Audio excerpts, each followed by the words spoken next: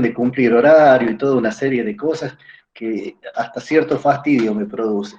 Pero bueno, esa es la realidad que nos toca vivir. Y una forma de tratar de evitar digamos, ese destino que es el de terminar como un empleado público, más allá del título que tienen, es tratar de acometer alguna actividad privada. Bueno, en lo poquito que podamos colaborar, o poquito o mucho que podamos llegar a colaborar con esta cátedra de emprendedorismo, bueno, yo estoy dispuesto a hacerlo y a todos aquellos que alguna vez necesiten algún asesoramiento o algo para tratar de tener esta actividad privada en buena hora. Eh, Creo que cada uno es artífice de su propio destino y bueno, ustedes lo que están haciendo en este momento es tratar de capacitarse para poder el día de mañana tener las herramientas necesarias para salir a la vida, a la práctica y tener cómo competir. Siempre digo también de que nosotros acá debemos prepararnos para competir no solamente con los que egresan acá del aular, sino con los que vienen también de otros lugares. Hay muchos chicos que van a estudiar afuera y que después regresan, o incluso gente que es de otros lugares y por alguna causa viene y termina trabajando en nuestra provincia. Entonces, la capacitación que tenemos que tratar de darles es aquella con la que ustedes van a poder enfrentar toda esa competencia y salir airosos. Bien, la unidad esta, como le decíamos recién con la contadora María Antonia, en realidad no es la unidad 5, sino esto se ha cambiado hace 2 años ya, es la unidad 6. Lamentablemente, bueno, tenía puesta la unidad 5 y omití corregir. En esta unidad lo que van a ver es el marco legal y el marco impositivo. Eh, el marco impositivo, por lo que escuché, aparentemente ya lo habrían visto con la contadora Peña Polastri. Bueno, vamos a ver ahora el aspecto legal. Vamos a empezar entonces con obligados a llevar contabilidad. Antes de llegar a ver quiénes son las personas que están obligadas a llevar contabilidad, primero que nada es necesario que sepamos qué es la contabilidad. A tal efecto, yo les he puesto allí dos definiciones. Una es la de Fowler Newton, que es la primera, esta que tenemos en este momento en pantalla, que nos dice que es una disciplina técnica que a partir del procesamiento de datos sobre la composición y evolución del patrimonio de un ente, de los bienes de propiedad de tercero en su poder y de ciertas contingencias, produce información para la toma de decisiones de administradores, de terceros interesados y para la vigilancia de los recursos y obligaciones del ente. Este es uno de los autores que considera la contabilidad como una disciplina técnica, respecto de lo cual hay controversia. Para algunos es una disciplina técnica, para otros es una ciencia, que es en la rama en que está enmarcado Walter Mowley, que es un autor español, y como ustedes ven en la definición de él, nos dice que es una ciencia que coordina y dispone de libros adecuados a las anotaciones efectuadas por una empresa mercantil, con el objeto de conocer la situación de dicha empresa, determinar los resultados obtenidos y explicar las causas que han producido dichos resultados. Ahora bien, ustedes dirán, y bueno, ¿ya qué viene toda esta cuestión de la contabilidad? Y la contabilidad de ustedes el día de mañana, cuando estén trabajando, va a haber personas que van a estar obligadas a llevarla y va a haber quienes no. ¿Cuál es la importancia de llevar la contabilidad? La importancia es que facilita la gestión de quien administra, es decir, ustedes por pequeña o grande que tengan la empresa que vayan a cometer, van a necesitar tener información y esa información les va a servir para poder tomar las decisiones adecuadas para tratar de hacer lo más eficiente posible la actividad que estén llevando a cabo. Ahora, esa información no solamente les va a servir a ustedes, sino que también le sirve al Estado. Nosotros convivimos dentro de un Estado. El Estado, bueno, eh, siempre también hago un poco la salvedad porque hablamos de Estado, acá en nuestro país y muchas veces confundimos lo que es un Estado de lo que es la nación. El Estado es una unidad de dominación política que se encuentra perfectamente delimitado en lo territorial y en lo, en los ciudadanos que lo forman, y que este actúa con medios de poder propio que son delegados por la gente, que le otorga ese poder de imperio, y es a través de ese poder de imperio que el Estado extrae parte de la riqueza de los particulares para satisfacer las necesidades comunes. Distinto es el caso de una nación, que le diría muchas veces confundimos lo que es un Estado de lo que es una nación. En el caso de una nación, la nación es una organización, pero a la que se pertenece por una cuestión más histórica, étnica, hay un sentido de pertenencia. Entonces, si bien acá en Sudamérica estamos muy acostumbrados a asimilar el Estado con nación, en realidad son dos conceptos totalmente distintos. Por eso que tenemos, dentro de un Estado podemos tener varias naciones, y dentro de una nación podemos tener, o una nación la podemos tener diseminada por varios estados. Por ejemplo, en el Estado español, nosotros dentro del Estado español tenemos varias naciones, como por ejemplo la nación vasca, la nación catalana, la nación gallega, y en el caso de la nación catalana, por ejemplo, abarca más de un Estado, porque abarca parte del Estado español, pero al mismo tiempo abarca parte del Estado francés. Y el caso más típico de una nación que abarca muchos estados es la nación judía, que la encontramos diseminada prácticamente por todo el mundo. Bien, ¿qué quiero decir con toda esta cuestión? Que el Estado, ¿no es cierto?, al cual esta unidad de dominación política nosotros le hemos dado atribuciones de que nos extraiga parte de la riqueza que nosotros generamos, y esa riqueza que extrae el Estado en forma de impuestos, en forma de barreras aduaneras, etcétera, etcétera, son destinadas a cubrir las necesidades comunes de todos los ciudadanos. Y el Estado, para poder hacer eso, tiene que controlar a sus ciudadanos y ver realmente cuánto es la capacidad contributiva de cada uno. Entonces, en definitiva, la contabilidad facilita que el Estado sepa cuánto es lo que cada uno está generando para tratar de ser lo más equitativo en la extracción de esa riqueza. Además, otra importancia que tiene la contabilidad es que la misma es aceptada como medio de prueba en casos de juicio. Eh, Esa aceptación de la contabilidad como medio de prueba tiene dos posibilidades.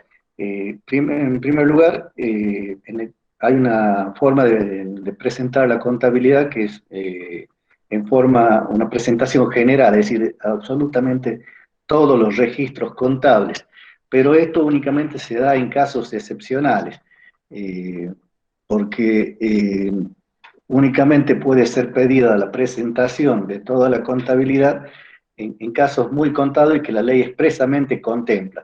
Por ejemplo, en el caso de una sucesión, en el caso de una comunión, en el caso de una sociedad, en el caso de que se produzca la disolución, concurso o quiebra de la misma.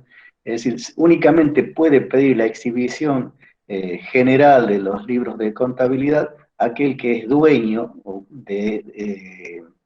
del ente del cual se está llevando la contabilidad, ya sea porque es dueño propiamente, como ser un socio de una sociedad, o bien porque, digamos, es dueño a partir de la muerte del causante, como en el caso de una sucesión. Eso sería la presentación general de una contabilidad. Pero la contabilidad también sirve como medio de prueba en caso de controversia entre distintos comerciantes. Es un medio de prueba que se acepta en juicio. En ese caso es únicamente, se llama exhibición parcial, y con todos los recaudos que no vale la pena en este momento mencionar, se presenta esos registros contables pero únicamente con, digamos, los registros que tienen que ver con la cuestión litigiosa. Es decir, no, por aquello del secreto mercantil, no se va a presentar toda la contabilidad, sino que, digamos, los peritos que son llamados a dirimir o a informar al juez respecto de la cuestión controvertida, únicamente van a tener acceso a los asientos que están referidos a la causa. Bueno, antes de continuar, por favor, si alguno por ahí va teniendo alguna duda que la quiere plantear, la plantea. Siempre digo, no tengo ningún problema que me interrumpan. Al contrario, para mí es de gran utilidad las preguntas que me van formulando porque me dan dando una pauta para saber si están entendiendo lo que digo o si realmente estoy hablando al aire, que sería la otra. Y ya hoy en día mucho más por cuanto no tengo la vivencia de verle las caritas. En clase uno ve las caras y a veces, aun cuando no planteen preguntas, por lo menos de solo verle las caras, sabe si están entendiendo, si están atentos, si no están atentos. Esto de darlo a través de la máquina, como les digo, no es de mi total agrado, pero bueno, vamos a tratar de continuar. Pero sí les pido por favor que si alguien tiene alguna duda, me interrumpa en el momento, no tengo ningún inconveniente, al contrario, se lo voy a agradecer. Eh, y bueno, sí. De hecho, yo les estoy pidiendo que habiliten la cámara y hagan preguntas, que Bueno, ahí me están poniendo que va a estar bastante claro, está todo hasta ahora. bueno, La verdad que sí, bueno. bien didáctico como para las carreras. Bueno, Sí, sí. no hay problema, pero es así, es decir, ningún problema que me interrumpan y trato de explicarle de alguna otra manera. Y como les digo, a mí me hacen un favor que me hagan las preguntas. Eh, no tengan ningún temor. Y otra cosa que siempre les digo, no tengan pudor, no tengan miedo de hacer preguntas, porque la misma pregunta que ustedes tienen, o que es la misma duda, puede ser la duda de un compañero. Y las dudas siempre digo también que son como las bolas de nieve, empiezan chiquititas pero después terminan enormes, entonces terminan en una luz. Entonces, apenas la duda se ha generado, levanten el tubo o marquen ahí y hagan la pregunta y bueno, de alguna manera le vamos a tratar de explicar. Y no se me va a caer ninguno de los dos títulos que tengo, yo soy contador y abogado, no se me va a caer si no les sé responder en el momento, pues si hay alguna pregunta que amerite ser estudiada, la estudiaremos en profundidad y en algún momento vamos a tratar de sacársela de alguna manera. Acá lo importante no es, digamos, que la clase aparentemente esté linda, nada, sino que la clase les sea útil. Así que, bueno, por favor, hagan las preguntas que consideren pertinentes. Vamos a seguir entonces con la clase. Vamos a ver los sistemas legales que tenemos. Tenemos tres tipos de sistemas legales referidos a la obligatoriedad o no de llevar la contabilidad. En realidad, en todos los sistemas, tanto en el sistema inglés como en el francés como en el italiano, en todos los sistemas está la obligación de llevar contabilidad. Ahora bien, ¿en qué difieren? Difieren en el caso del sistema inglés o de libertad, el Estado les exige que lleven contabilidad, pero deja librado a cada individuo, cada ciudadano, la posibilidad de llevar a la contabilidad como le parezca. Es decir, no le exige ningún tipo de registro, ni les exige ningún tipo de formalidad para llevar la contabilidad, sino que eso queda a criterio de cada persona que va a llevar la contabilidad. La contracara de eso es el sistema francés o sistema restrictivo, en donde el Estado no solamente obliga a que se lleve contabilidad, sino que también determina cuáles van a ser los libros que van a llevar y cómo van a ser llevados esos libros, es decir, con qué requisitos tienen que cumplir para que esos libros puedan servir como medio de prueba. En el sistema italiano, sistema mixto, es un sistema intermedio en donde el Estado obliga a llevar contabilidad, les exige al ciudadano que lleve una cantidad de libros que se llaman indispensables y le permite al ciudadano que además de esos libros indispensables pueda llevar otros libros que se llaman facultativos como para completar la registración y que esa contabilidad le sea útil a quien la está llevando para poder tomar las decisiones hacia futuro. Seguimos. Bien, vamos a ver ahora quiénes son los obligados a llevar contabilidad. En primer lugar, la norma, esto ha cambiado a partir de la reforma del código.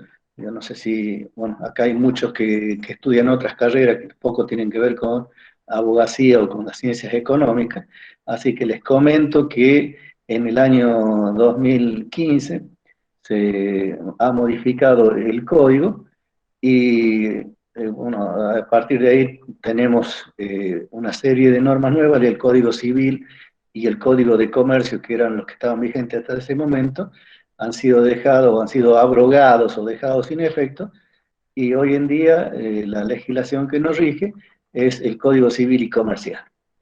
En este Código Civil y Comercial tenemos normas referidas a la cuestión contable, pero no solamente en el Código Civil y Comercial, sino que al derogar el Código Civil y el Código de Comercio, eh, por parte del Código Civil y Comercial, ha dejado, sin embargo, algunas otras normas que no las ha derogado el Código Civil y Comercial y que se encuentran vigentes. O sea que encontramos normas contables no solamente en el Código Civil y Comercial, sino también en algunas otras normas y lo vamos a ver un poquito más adelante. Yendo a la cuestión de quiénes son los obligados a llevar contabilidad, tenemos una diferenciación. Tenemos por un lado los entes contables que no son personas y las personas.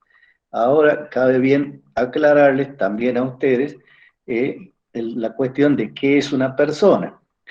Eh, por aquello, como les digo, de que hay muchos que estudian carreras que no tienen nada que ver con la abogacía ni con la ciencia económica. El término persona, según narra un poco la historia, proviene de los teatros griegos y eran las máscaras que usaban los actores para salir a escena. Entonces, de allí viene o deriva este término de persona. Y en definitiva, ¿qué es una persona? Es aquel ente capaz de adquirir derechos y contraer obligaciones. Entonces, tenemos por un lado entes contables que no son personas, es decir, no es un ente individual que adquiera derechos y contrae obligaciones por sí mismo, sino que las entes contables, esas registraciones, son de las personas que lo integran, pero no del ente, básicamente de los consorcios, de las UTE, sino que esa contabilidad en realidad pertenece a los individuos o a las personas que lo forman.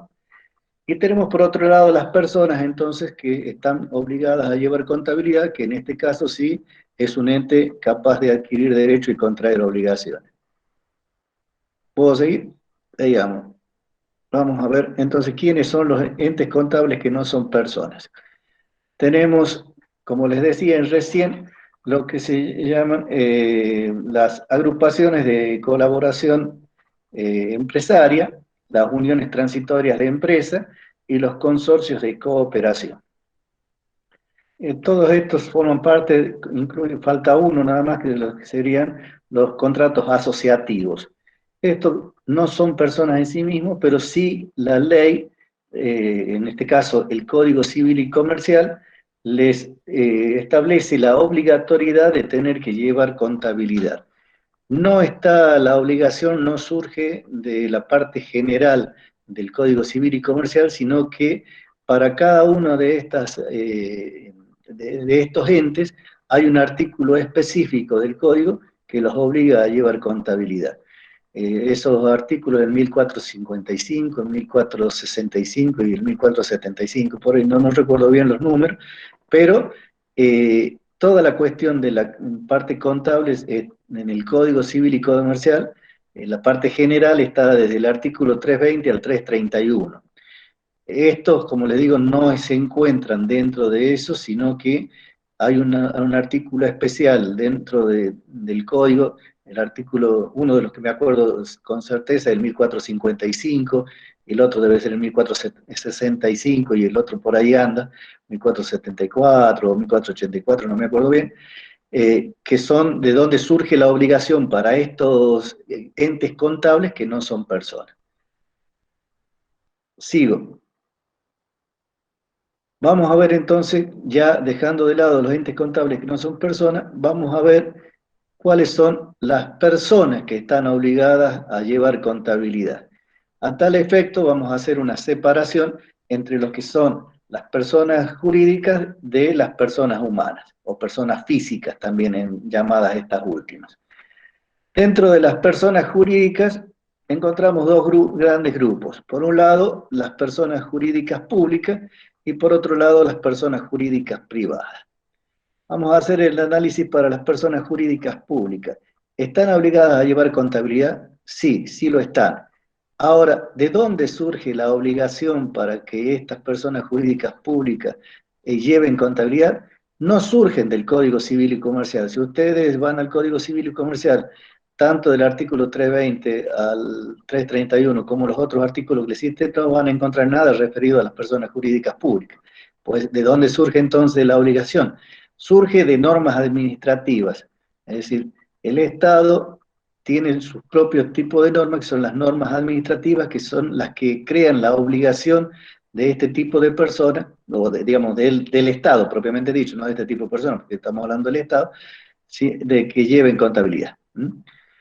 Y las personas jurídicas privadas, estas sí se rigen por el Código Civil y Comercial y por las otras normas que le hacía mención, que están obligadas a llevar contabilidad. Y el código dice que todas las personas jurídicas privadas están obligadas a llevar contabilidad. Entonces mete en una bolsa a todas las personas jurídicas privadas y les crea la obligación a ellas de llevar contabilidad. ¿Hay alguna persona jurídica privada que pueda no llevar contabilidad? En principio no. ¿Por qué les digo en principio? Porque vamos a ver de que si hay una persona jurídica privada que no llega a un determinado monto de operación, sí puede llegar a pedir que se la exima. Pero si es una persona jurídica privada, en principio está obligada a llevar contabilidad. Bien, vamos a las personas humanas. El código es como que hace una separación de las personas jurídicas privadas, perdón, de las personas humanas, y crea dos grandes grupos, las personas que están obligadas y las no obligadas. Las no obligadas no nos interesan en este caso, vamos a ver a las personas humanas que están obligadas. Ahora bien, ¿quiénes son las personas humanas obligadas? Pues lo vamos a ver en el cuadro siguiente. Allí lo tenemos. Las personas obligadas a llevar contabilidad, la tenemos. Aquellas que están obligadas por disposiciones especiales, es decir, disposiciones que no es el Código Civil y Comercial, que son en el caso de los agentes auxiliares, como el caso del corredor y martillero, que se rigen por la ley 20266, que es modificada por la 25058. Después tenemos el despachante de aduana, que se rige por el Código Aeronáutico, etcétera. Es decir, hay una serie de normas que no han sido derogadas por el Código Civil y Comercial y que crea para este tipo de actividades, para las personas que desarrollen estas actividades, crea la obligación de llevar contabilidad. Ahora bien, ¿qué nos dice el código? Ya yendo a la parte general del código, es decir, entre el artículo 320 y el 331, ¿quiénes son los que están obligados a llevar contabilidad? Y nos dice que están obligados a llevar contabilidad quienes realizan una actividad económica organizada. Es decir, todos aquellos que tienen una actividad económica organizada están obligados a llevar contabilidad. Y también quienes son titulares de una empresa comercial, industrial, agropecuaria o de servicio. Es decir, todos los empresarios, todos ellos están obligados a llevar contabilidad. Sigamos. ¿quiénes son los que están exceptuados de llevar contabilidad? Entonces, personas humanas que están exceptuadas de llevar contabilidad. En primer lugar, tenemos el caso de lo que va a ser muchos de nosotros o muchos de ustedes que van a desarrollar una actividad profesional. Todas las personas humanas que desarrollan las profesiones liberales, cuando hablamos de profesiones liberales, estamos hablando de profesiones que están respaldadas por un título, no estamos hablando de el servicio, es decir, plomero, el carpintero. Ellos no entrarían acá, sino aquellas personas que desarrollan profesiones que se encuentran respaldadas por algún título profesional. Eh, También están exceptuadas de llevar contabilidad las personas humanas que desarrollan actividades agropecuarias y conexas, no ejecutadas u organizadas en forma de empresa. ¿A quiénes nos estamos refiriendo en este caso? Estarían incluidos, por ejemplo, los agricultores, en tanto y en cuanto el agricultor no desarrolle una actividad empresaria en sí misma. Supongamos acá alguien que tenga una pequeña chacra y que en esa chacra, por ejemplo, tenga algún tipo de crianza de cerdos, por ejemplo. Si desarrolla algunos chacinados, algunas cosas, no estaría obligado. O en el caso de alguna que tenga una finca y que haga algo de dulce, en tanto y en cuanto sea una actividad de tipo más bien, si se quiere, artesanal, no estaría obligado a llevar. Ahora, si ya esa actividad toma cierto volumen de operaciones y está pasando a ser más importante que la actividad agropecuaria en sí misma, o adquiere cierto volumen de transacción, en ese caso ya pasaría a estar obligada a llevar contabilidad. Es decir, para que no esté obligada, no tiene que estar organizada en forma de empresa. Y acá está un poco lo que les había dicho hace un ratito, que respecto incluso de las personas jurídicas, que pueden ser eximidas las que, por su volumen de giro, resulta inconveniente sujetar a tales deberes según determine cada jurisdicción local. Es decir, no es lo mismo los que van a estar eximidos, no van a ser los mismos en La Rioja que en Buenos Aires, a eso se refiere en cada jurisdicción local. Cada jurisdicción va a establecer para, digamos, los ciudadanos que vivan dentro de la misma, cuál va a ser el límite del volumen de giro que tenga para poder exceptuarse de tener que llevar de contabilidad. En este caso, siempre digo, es una cuestión de lógica, por una cuestión de utilitarismo. No tiene sentido que lleve contabilidad aquel pequeño industrial que desarrollen actividad que realmente no justifican, como solemos decir, no es justo que el collar valga más que el perro, es decir, llevar contabilidad implica una serie digamos, de esfuerzo que tiene que ser, digamos, el resultado de ese esfuerzo tiene que producir una ganancia y no una pérdida. Entonces, con muy buen criterio, el código dice que cuando la actividad o el volumen de giro que tiene esa persona no amerita que lleve contabilidad, pues puede pedir que se lo exima de llevarla. No sé si hasta el momento si hay alguna duda o seguimos. Bueno, por otro lado tenemos las personas que pueden llevar contabilidad motu proprio. Cualquier persona, más allá de que se encuentre obligada o no, bueno, las que están obligadas lo van a llevar porque están obligadas, pero si existiera alguna otra persona que no está obligada a llevar contabilidad y desea llevar contabilidad por sí mismo, motu proprio es por sí mismo, y lo que tiene que hacer es solicitar la inscripción y la habilitación de sus registros en el registro público, lo mismo que como si fuera una persona obligada. Es decir, a nadie se le prohíbe si lo quiere hacer que lo pueda hacer. Seguimos. Bien, vamos a ver el Sí, tema. no hay preguntas. Ahí les Bueno, coloqué que coloquen preguntas. Así bueno. que bueno, estoy esperando que pregunten, porque por ahí es un tema no es tan de común. Y bueno, y son después las preguntas para el parcial, ¿eh? Sí, bueno, ahí está. Ahora bien, llevada la contabilidad, llevados los registros, tenemos que ver cuál es el plazo de conservación de los libros y de la documentación. Respecto de los libros, el código establece que, y en esto con buen criterio hubo una modificación respecto de lo que era la legislación anterior. Hoy en día los libros tienen que ser conservados por 10 años a partir del último registro.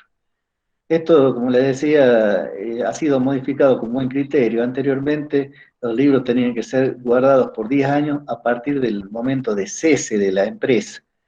Es decir, si una empresa teníamos 50 años o 100 años, no sé, los libros tenían que ser guardados durante toda la vida de la empresa y una vez que la empresa finalizaba su actividad por 10 años más, con lo cual se guardaban piezas enteras de libros. Esto, digamos, ha sido modificado con buen criterio en el Código Civil y Comercial y hoy en día los libros únicamente tienen que ser guardados por 10 años, pero a partir del último registro. Los demás registros también tienen que ser conservados por 10 años a partir de la última registración. Los instrumentos respaldatorios, ¿qué son los instrumentos respaldatorios? Son aquellos que respaldan a las operaciones, toda la documentación. ¿Tiene que ser conservada? Obviamente que tiene que ser conservada, porque son un poco el fundamento de los asientos que hemos realizado en nuestros libros. ¿Y cuánto es el plazo que tenemos que Héctor, conservar? Sí, Héctor, hay una pregunta. sí. ¿Qué son los libros? ¿Sería como el registro de todos los datos sobre la empresa? Como Eh, para ampliarle sí, más el tema ese. no hay problema. Los libros, precisamente como estaba diciéndolo ahí la contadora, es el lugar a donde vamos a asentar o a revisar los asientos pertinentes. Nosotros, como consecuencia de la actividad que estamos desarrollando, estamos interactuando con otros individuos. En esa interacción haremos a veces con compras, otras veces haremos ventas, y como consecuencia de esas operaciones que estamos realizando con estos terceros, vamos a utilizar en ese tipo de operaciones documentos, vamos a utilizar facturas, vamos a utilizar cheques, vamos a utilizar recibos. A eso nos estamos refiriendo cuando hablamos de instrumentos respaldatorios. Pues bien, de esos instrumentos respaldatorios surge después el tema de procesar, porque esos documentos respaldatorios, si nosotros los tenemos, los guardamos simplemente, es muy difícil que nos puedan brindar información acabada de todas las operaciones que hemos ido realizando.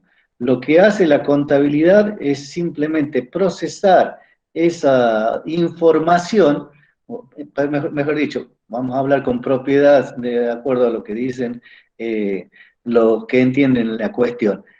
Vamos a procesar los datos y lo vamos a transformar en información. A nosotros los instrumentos respaldatorios nos dan datos, pero el dato por sí solo no me da información. Yo puedo tener un cúmulo de facturas y no me dan una información, sino que tengo que procesarla para poder llegar a saber, por ejemplo, con respecto a una persona determinada, cuánto ha sido el volumen de operaciones que hemos tenido con esa persona. Entonces, o quiero saber si he obtenido una pérdida o una ganancia a lo largo de un ejercicio. Con solo ver los instrumentos respaldatorios o la documentación, esa información no la tengo. Yo tengo los datos. Entonces, ¿qué es lo que hago? A ese cúmulo de datos que tengo, los proceso y en ese procesamiento lo voy haciendo a través del sistema de contabilidad y lo voy transformando en información. Esa información es la que me va a permitir a mí tomar decisiones respecto de determinada actividad. Por ejemplo, yo quiero saber tengo varias líneas de producto y quiero saber cuál es la línea de producto que me está dando ganancia, cuál es la que me está dando pérdida, qué margen de ganancia me da cada línea, pues con solamente tener los documentos, esa información no la tengo, tengo datos. Entonces, el procesamiento de esos datos a través de los registros de la contabilidad me va a permitir a mí obtener esa información que me va a ser útil para tomar decisiones hacia futuro. Voy a hacer más hincapié en la línea que me está dando mayor rentabilidad, me va a dar información respecto a lo mejor de que el margen ese de ganancia que estoy poniendo no es el adecuado, etcétera. Es decir, me permite tomar información. Ahora bien, eso, digamos, en definitiva sería un poco lo que hace la contabilidad. Y como habíamos dicho que dentro de la importancia que tenía la contabilidad, como vimos en las filminas anteriores, la importancia es que me da información útil para quien está administrando. Es decir, yo soy el administrador y yo para poder administrar eficientemente mi empresa, tengo que tener información, porque si no, no sé dónde estoy parado. Entonces, esa información me surge de todos esos registros que he ido asentando en los libros y esos registros después los voy a transformar en estados contables, de donde yo extraigo la información para poder tomar las decisiones acertadas que permitan una buena evolución de mi empresa. Volviendo al tema de la conservación, entonces ya vimos que los libros son por 10 años a partir del último registro, los demás registros por 10 años a partir de la última registración, y los instrumentos respaldatorios también tienen que ser conservados por 10 años, pero a partir de la fecha del documento. Esos 10 años se cuentan a partir de la fecha del documento. ¿Por qué hemos puesto a los herederos? Porque no solamente la persona obligada a llevar contabilidad está obligada a conservar estos libros por el plazo que acabamos de decir, sino que si aconteciere de que esa persona falleciere, también sus herederos tienen la obligación de preservar y conservar los libros por los mismos plazos que estaban obligados las personas del causante. Entonces, si una persona está obligada a llevar contabilidad y fallece, sus herederos tienen que guardar los libros por el plazo de 10 años a partir de la última registración y bueno, como lo mismo que dijimos, pero la conservación en ese caso ya la va a hacer el heredero, obviamente. ¿Sigo? Vamos al tema. Sí, no hay pregunta. Bueno, sigamos entonces. Vamos a ver la cuestión de la empresa. ¿Qué es una empresa? Tenemos distintas definiciones respecto de lo que es una empresa, depende del punto de vista de la cual la tomemos. El concepto más común es el concepto desde el punto de vista económico, que nos dice que es una organización que se dedica a la producción de bienes y servicios destinados a ser llevados al mercado con el ánimo de obtener un lucro.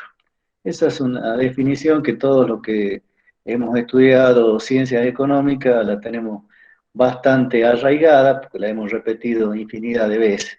En el caso de ustedes, bueno, van a tener de todas maneras, si no la recuerdan porque no la tienen acá, en los apuntes que le pasé a la contadora, la van a poder ver, y si no, con entrar por internet, la van a ver tranquilamente también.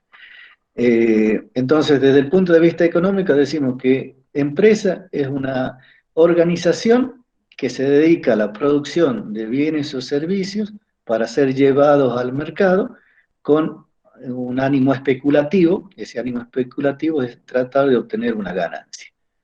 Bien, pero tenemos otros puntos de vista para analizar lo que es una empresa. Vamos a ver desde el punto de vista jurídico.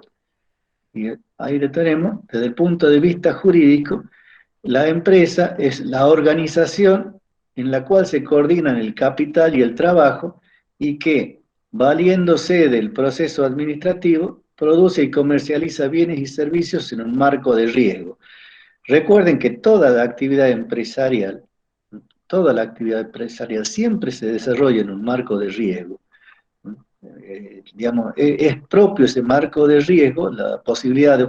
Ese marco de riesgo, ¿qué quiere decir? Quiere decir que cuando nosotros acometemos una empresa, tenemos la posibilidad de obtener una ganancia, que por eso la emprendemos, pero también está la posibilidad de obtener una pérdida. Por eso es que hablamos de ese marco de riesgo. Bien, lo importante es que sepan que cuando hablamos de empresa, la empresa no es un sujeto de derecho. La empresa no es, ¿qué queremos decir que la empresa no es un sujeto de derecho? Que la empresa no es una persona, no es un ente capaz de adquirir derechos y contraer obligaciones por sí misma, sino que, quien adquiere los derechos y obligaciones es el titular de la empresa. Ese titular puede ser una persona individual o bien puede ser una persona colectiva. Ya vamos a ver, cuando veamos al empresario, lo vamos a profundizar un poquito más a esta cuestión. Veamos otro concepto de empresa. Este concepto lo tomamos del derecho laboral, de la ley de contrato de trabajo. Esto LCT que tengo allí es ley de contrato de trabajo. ¿Qué nos dice la ley de contrato de trabajo? Dice que en el artículo 5 nos define un poco a la empresa diciendo que es la organización instrumental de medios personales, materiales e inmateriales ordenados bajo una dirección, quien es el que dirige, el patrón, para el logro de fines económicos o benéficos. Ese es el concepto que nos da el derecho laboral. Vamos a ver ahora ya entrar a ver quiénes son los empresarios. Empresario. Habíamos dicho de que teníamos por un lado el empresario individual y por otro lado teníamos el empresario como sujeto colectivo. Empresario como sujeto individual o empresario como sujeto colectivo. El empresario como sujeto individual, en esta categoría se ubican las personas humanas que explotan una empresa sin exigirse que posean un establecimiento. Fíjense, ahí les he marcado, sin exigirse que posean un establecimiento. Porque yo puedo ser un empresario que no tiene un establecimiento. Supongamos, yo tengo muchos contactos y todo lo que tengo es mi teléfono y yo me dedico, por ejemplo, a ser agente de turismo. Y no tengo ni oficina, no tengo nada. Simplemente tengo mi teléfono y tengo mis contactos y la gente que quiere que yo le haga o le planifique un viaje me manda mensajes a mi teléfono y yo contacto con los operadores de bolsa de los viajes turísticos y hago los contactos y todo lo demás. Yo estoy desarrollando una actividad empresarial, sí, soy un agente turístico y sin embargo no tengo establecimiento, no tengo un lugar físico. Cuando hablamos de establecimiento estamos hablando de la hacienda, es decir, estamos hablando del lugar físico o del fondo de comercio. Yo todo lo que tengo es mi capacidad para poder llevar a acometer esa actividad empresaria, pero no tengo prácticamente ningún establecimiento, que es lo que decimos allí. Es decir, por eso basta con que exista esa persona humana que esté desarrollando esa actividad como la hemos definido desde el punto de vista jurídico, para que exista la empresa y por ende, al existir la empresa, también va a existir el empresario. Bien, ahora, ese es el empresario individual. Vamos a ver el empresario como sujeto colectivo. Y cuando hablamos de empresario como sujeto colectivo, nos estamos refiriendo básicamente a las sociedades. Las sociedades, tenemos hoy en día ya dos leyes, pero básicamente la ley histórica de las sociedades es la 19.550, que es del año 77, ahora el código la ha modificado en algunos artículos, ha modificado, entre esas modificaciones ha incluido las sociedades individuales, y por eso que ha cambiado un poquito el concepto que tenía las sociedades, el concepto anterior ha pasado a ser hoy en día el que le voy a decir en este momento. Dice que va a haber sociedad cuando una o más personas, antes decía cuando dos o más personas, hoy en día, como les decía, como el código ha incorporado para nuestro derecho la sociedad individual, en la definición del artículo primero de la ley 19.550, nos dice de que va a haber sociedad cuando una o más personas se comprometa a realizar aportes para dedicarlo a la producción de bienes o servicios, participando de las ganancias y soportando las pérdidas. Entonces, perdón, me estaba faltando una partecita de la definición que dice, cuando una o más personas, en forma organizada, conforme a uno de los tipos previstos en la ley, se compromete a realizar aportes para dedicarlo a la producción de bienes o servicios, o participando de las pérdidas y soportando, digamos, participando de las ganancias y soportando las pérdidas. Esa sería la definición de sociedades que tenemos hoy en día. Bien, ¿qué es lo importante también en la cuestión de sociedad? El objeto de la sociedad. Nos dice que tenemos por un lado, el objeto de la sociedad tiene que ser un objeto lícito. No es posible una sociedad con objeto ilícito. ¿Qué quiere decir el objeto ilícito? El objeto ilícito es aquel que es contrario a la ley.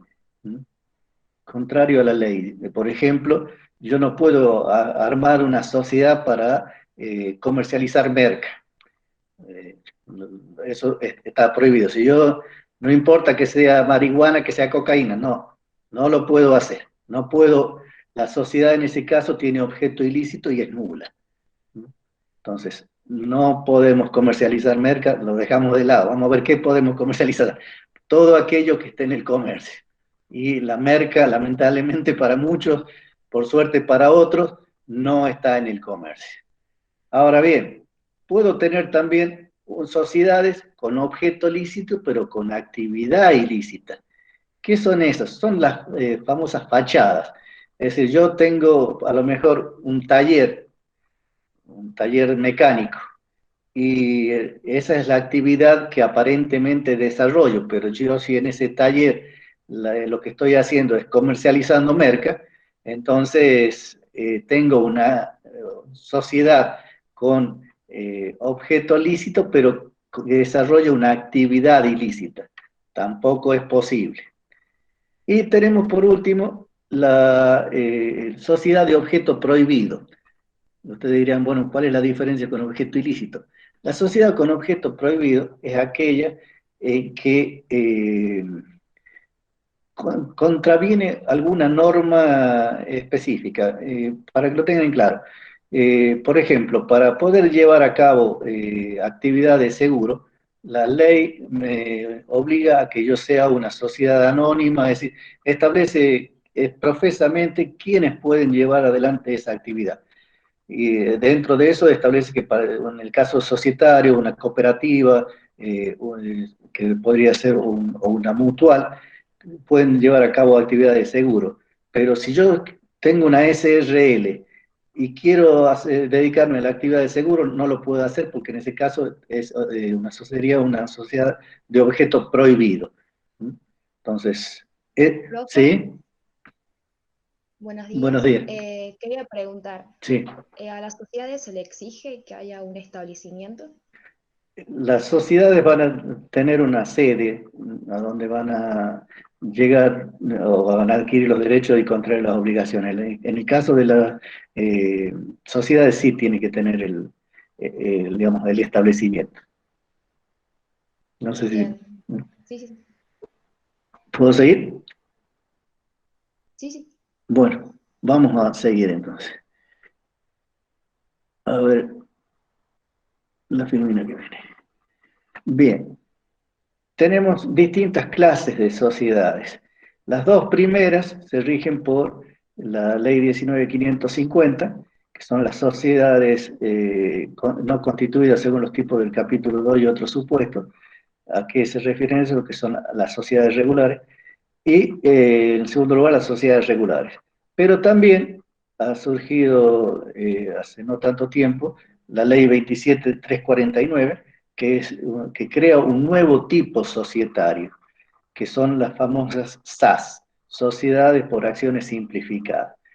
Vamos a ver en primer lugar lo que nos dice la ley 19.550 y después vamos a ver las sociedades anónimas simplificadas, lo vamos a ver a posteriori. Bueno, ya cuando vamos desarrollando lo iremos haciendo las acotaciones del caso. En primer lugar tenemos las sociedades no constituidas según los tipos del capítulo 2 y otros supuestos, que son las famosas sociedades de la sección cuarta. Dentro de esta sección se han incluido todas aquellas sociedades que antes le llamamos sociedades irregulares. Dice que la sociedad, en el artículo 21, la sociedad que no se constituye con sujeción a los tipos del capítulo segundo, que omita los requisitos esenciales o que incumpla las formalidades exigidas por esta ley, se rige por lo dispuesto en esta sección. Esta sección entonces sería aplicable a todas las que, como les decía anteriormente, eran las llamadas sociedades irregulares o sociedades de hecho. Dentro de las sociedades irregulares teníamos las sociedades de hecho y teníamos aquellas sociedades que por alguna causa no habían llegado a regularizarse. Régimen aplicable para estas sociedades. A ver, ahí está. El artículo 22. Nos dice que el contrato social puede ser invocado entre los socios. O sea, una vez que hemos elaborado un contrato, esto podría llegar este tipo de sociedad la puede llegar incluso a constituir hasta verbalmente. Yo una sociedad de hecho lo puedo llegar a constituir verbalmente. Ustedes me dirán, sí, bueno, ¿y cómo la pruebo? Sí, puedo probarla por la actividad que estamos desarrollando, pero siempre conviene que se lo haga por escrito. Y sobre todo siempre recomiendo yo porque cuando estamos acometiendo alguna actividad, alguna empresa, en el momento que lo estamos empezando, por lo general se trata de una esperanza que en ese momento económicamente puede que no valga nada, pero muchas veces esa esperanza o esa pequeña empresa que empezó como tal, con el tiempo adquiere importancia económica. Y cuando adquiere importancia económica, ahí nos empezamos a desencontrar y puede que se susciten problemas entre los socios. Entonces, nadie puede ofenderse si las cosas se hacen por escrito para que el día de mañana, ojalá nunca pase nada, pero si llega a pasar, que las cosas estén por escrito.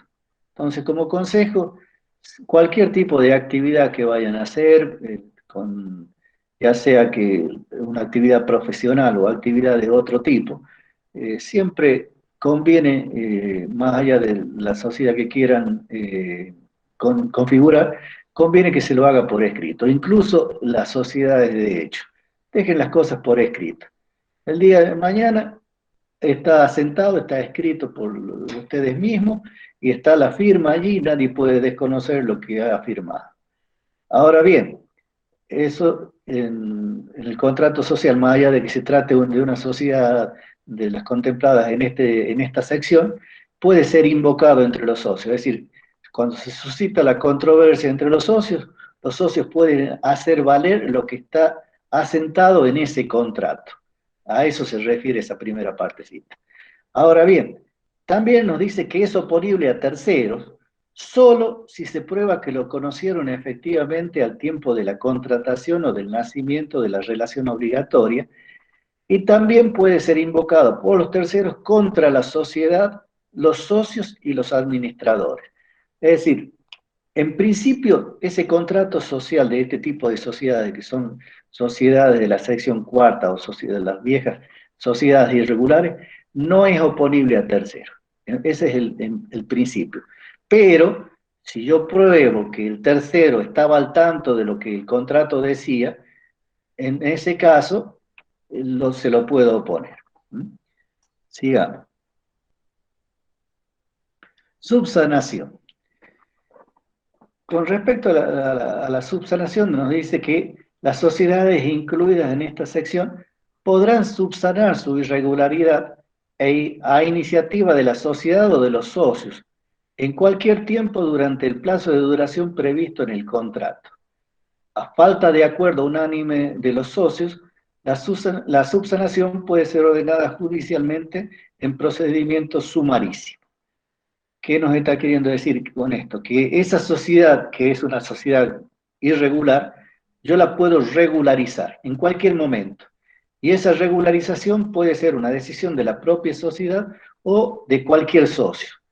Y si los socios no están todos de acuerdo, el socio que quiere que se regularice puede ir al juez y pedir la subsanación, es decir, la regularización de la sociedad, y digamos, la vía que lo puede hacer judicialmente, el procedimiento es sumarísimo, es decir, el procedimiento más corto que tiene la justicia establecido para ese caso, para el caso del juicio. Usted sabe que los juicios pueden ser juicios ordinarios, juicios sumarios, y los juicios sumarísimos.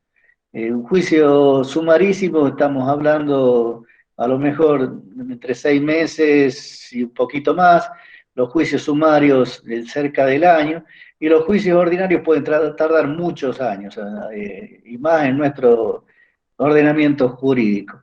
Entonces, la ley nos está diciendo, nos está dando la posibilidad que en un plazo breve de tiempo se pueda llegar a regularizar la sociedad.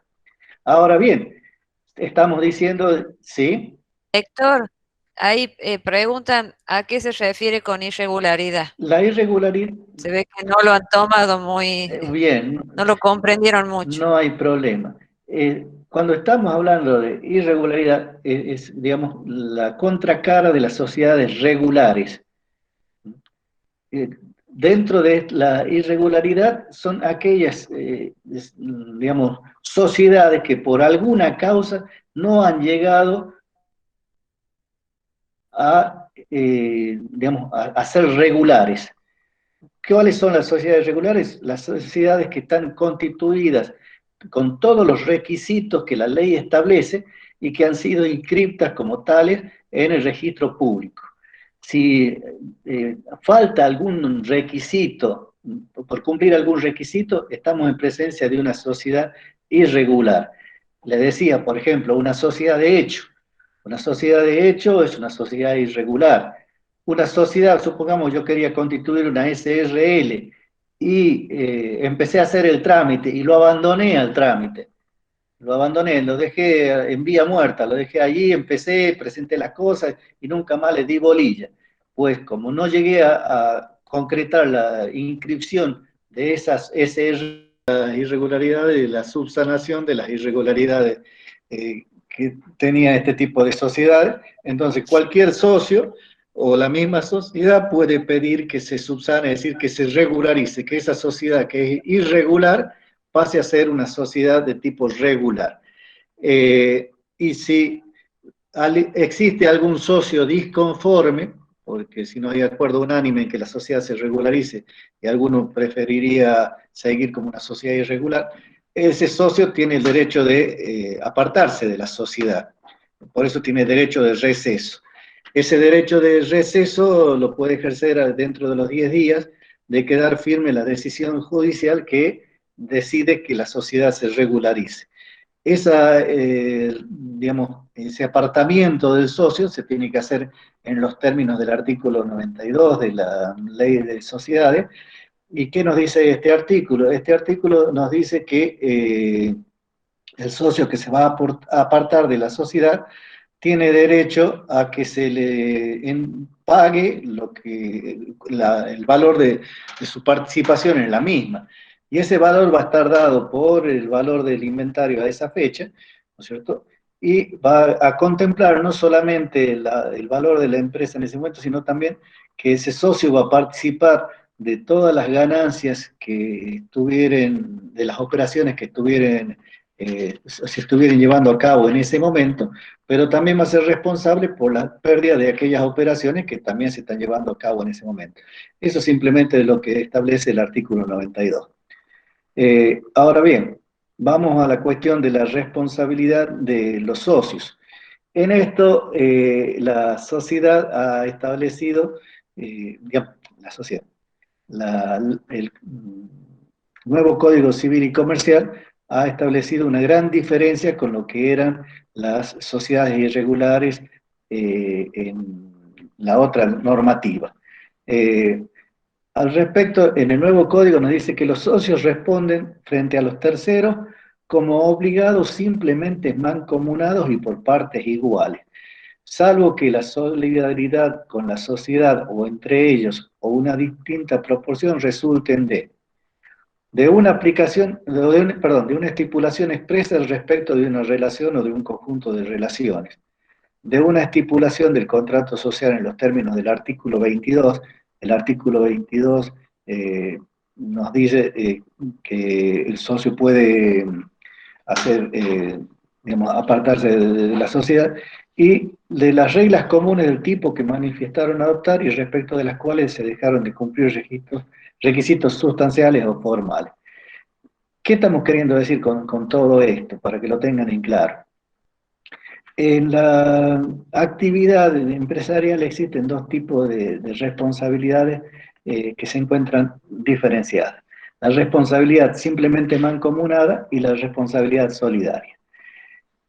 ¿En qué consiste una y en qué consiste la otra? La responsabilidad simplemente mancomunada, cada socio es responsable por la parte que le toca a él. Y si viene un acreedor y pretende cobrarle, él se libera de responsabilidad cumpliendo con su parte. Supongamos, la sociedad debe 10.000 pesos y somos 4 los socios y todos participamos por partes iguales. Entonces, si viene un acreedor y pretende cobrarme los 10.000 pesos a mí, lo que yo me libero pagando mis 2.500 pesos. En cambio, si la responsabilidad fuere de tipo solidaria, yo tengo que pagarle los 10.000 y después tengo que repetir de los otros socios la cantidad que le corresponde a cada uno de ellos. Ese sería más o menos, a grosso modo, para que vean la diferencia entre lo que es una responsabilidad solidaria y una responsabilidad simplemente mancomunada. Ahora bien, en años anteriores también les decía a los chicos que estaban cursando que esto es una gran ventaja que ha traído el código para este tipo de sociedades, con lo cual uno de los problemas que había con la misma, que era la precariedad de la sociedad y la responsabilidad de los socios, uno de los problemas que es la responsabilidad de los socios, este tipo, digamos, esta modificación que le introdujo el código, las dejó bastante bien posicionadas, incluso mejor que algunas de las sociedades regulares, como por ejemplo en el caso de las sociedades colectivas, que ya vamos a ver seguidamente, en donde la responsabilidad es solidaria. Bien, entonces, podemos en una parte del contrato, yo les decía también en años anteriores, en el caso, por ejemplo, de que hubiere un grupo de profesionales que se quieren reunir para llevar a cabo su actividad profesional. Podemos hacerlo a través de una sociedad de este tipo, una sociedad irregular, y en el caso, por ejemplo, de los contadores, en donde para poder ser síndico nos exige que tengamos responsabilidad solidaria, podemos en el contrato social que estamos llevando a cabo, en el contrato social de esta sociedad irregular, podemos decir que para el caso concreto de la actividad profesional, para ese caso concreto en donde me pide que tenga responsabilidad solidaria, puedo estipular que para ese caso tengo responsabilidad solidaria. Pero para el resto de las actividades tenemos responsabilidad simplemente mancomunada. Y después el tema de, puede la responsabilidad surgir de las reglas comunes del tipo que manifestaron adoptar y respecto de las cuales se dejaron de cumplir requisitos sustanciales. Si yo estaba queriendo adoptar o estaba queriendo formar una responsabilidad de tipo colectiva, por ejemplo, donde tengo responsabilidad solidaria, también en ese caso puede, digamos, como dice acá, pues, nos está diciendo, salvo que la solidaridad con la sociedad o entre ellos surja en distinta proporción o resulte yo quería adoptar este tipo de sociedad con responsabilidad solidaria, pues bien, voy a tener la responsabilidad de tipo solidaria. No sé si le hice un poquito de lío en la cuestión, si hay alguna duda, me dicen y trato de explicarle de otra manera, pero bueno, es lo que me salió en el momento y después del ajetreo del el parate de la computadora. Sigamos. Si hay alguna duda, por favor, plantéenla y veo de clarificarla antes de seguir. No hay dudas. Bueno, menos mal, hasta yo me quedé con dudas. Así que... Lo que pasa es que es bastante confuso el tema de la responsabilidad ahí. Es como que se exceptúa una parte, pero hay que saber bien cuándo. Exactamente, exactamente. Bueno, vamos a ver quiénes tienen la representación de la sociedad. Las cláusulas relativas a la representación, organización y gobierno de la sociedad pueden ser invocadas entre los socios. Es un poco lo que decíamos también en el artículo 22, que las cláusulas del contrato pueden ser invocadas entre los socios. Pues si tenemos en el contrato una cláusula que establece que el representante de la sociedad va a ser un socio determinado y frente a terceros, cualquiera puede contratar con la sociedad si no conoce lo que establece el contrato social. Vamos a suponer, yo hago una sociedad de este tipo con otra persona. Y en el contrato social establecemos que la representación de la sociedad la va a tener la otra persona. Pero yo vengo y contrato con un tercero, sin que ese tercero sepa que en el contrato social dice que la representación la tiene la otra persona, pues ese negocio va a ser válido. Ese negocio va a ser válido porque el tercero no tiene por qué saber que nosotros hemos estipulado que la representación la tenía la otra persona. Entonces, yo ahí, al hacer digamos, el negocio jurídico con este tercero, ese negocio es válido. Después voy a tener que dilucidar el problema con mi socio, pero frente a tercero, el negocio es perfectamente válido.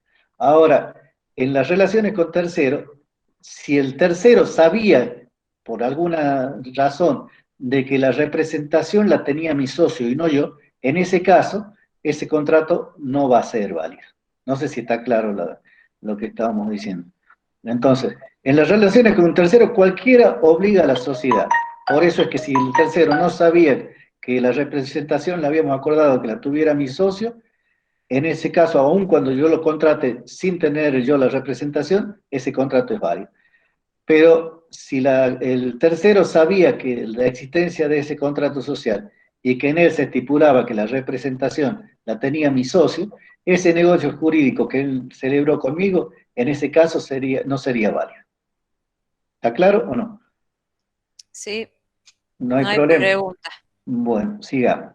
Respecto de los bienes registrables, esta es otra de las grandes, digamos, modificaciones que ha tenido el régimen de este tipo de sociedades respecto de la anterior legislación. Antes, las sociedades de este tipo no podían registrar bienes a su nombre. A partir de la modificación, sí lo pueden hacer. Por eso dice, para la sociedad hoy en día, para adquirir bienes registrables, la sociedad debe acreditar ante el registro su existencia y las facultades de su representante para un acto de reconocimiento de todos quienes afirman ser sus socios. Este acto debe ser instrumentado en escritura pública o instrumento privado con firma autenticada por escribano. El bien se inscribirá a nombre de la sociedad, esta es la diferencia que existe básicamente con la anterior legislación, donde los bienes se inscribían a nombre particular de los socios, no de la sociedad, debiéndose indicar la proporción en la que participan los socios en tal sociedad. Entonces, hoy en día, si tenemos una sociedad de tipo irregular, podemos inscribir bienes a nombre de la sociedad, sin ningún tipo de problema. Bien. A ver, espera eso. Ahí está. Se me estaba jorobando el mouse. Prueba de la sociedad. ¿Cómo probamos este tipo de sociedad? Yo les había dicho que este tipo de sociedad incluso la podemos llegar a celebrar verbalmente. Entonces, ¿cómo puedo llegar a probar yo la sociedad? Pues lo puedo llegar a probar a través de cualquier medio de prueba. Puedo llegar a probar a través de testigos, puedo llegar a probar a través de algún comprobante que hemos hecho. Supongamos nosotros para constituir la sociedad nos mandábamos WhatsApp diciendo que íbamos a cometer tal o cual actividad y que esos WhatsApp me pueden servir como medio de prueba para poder acreditar la existencia de la sociedad. o si nos mandábamos mail. Todo eso serían medios a través de los cuales yo puedo recurrir para probar la existencia de la sociedad. De la disolución y liquidación de esta sociedad. Cumplido el plazo, o si cualquier socio quiere disolver la sociedad, lo puede llegar a hacer. Ya vimos que el derecho que tienen los socios para, en el caso de querer regularizar el socio que no está de acuerdo, puede apartarse. Pues el socio que no está de acuerdo con continuar, lo puede plantear en cualquier momento y pedir la disolución de la sociedad. Que la disolución, que la sociedad quede sin efecto, para lo cual va a tener que notificar al resto de los socios en forma fehaciente y por un plazo de 90 días. Ahora, si los otros socios de la sociedad desean continuar, lo que tienen que hacer es desinteresarlo al socio que se quiere apartar en los términos del artículo 92, es decir, pagarle la parte que le corresponde y continuar la sociedad con los otros socios. Ya va a ser otra sociedad, ya no va a ser exactamente la misma,